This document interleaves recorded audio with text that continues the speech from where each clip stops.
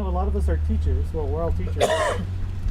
How would you, what would you suggest in the way of our approach to education? Well, the trouble with the educational system in America, from what I can see, is it tries to take meandering rivers and turn them into straight ditches. And that is something that I would want no part of. I taught for 2 weeks in Concord schools. After I was finished wasting my time at Harvard, I taught for 2 weeks in Concord schools, but they expected me to flog the children, and I wanted no part of that. And so my brother and I opened our own private academy, and we taught for almost 3 years. And there was no corporal punishment of any sort. I rather agree with Mr. Alcott that rather than beating education into a child's brain, you just have to draw the knowledge out of them. They are born with that knowledge.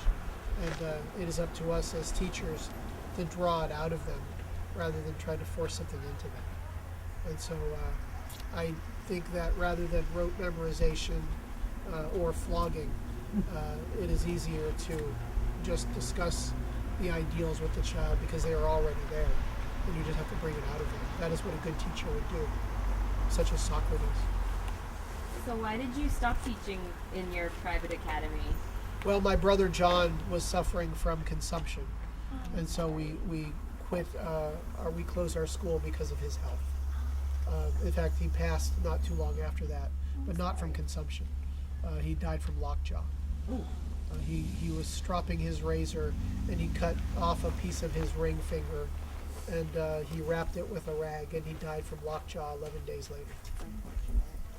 John was my best friend. In fact, I have been writing a book that is a tribute to my brother. I'm calling it A Week on the Concord and Merrimack Rivers. And if I find a publisher for it, that will be my first book. That is the reason I am here primarily to write that book.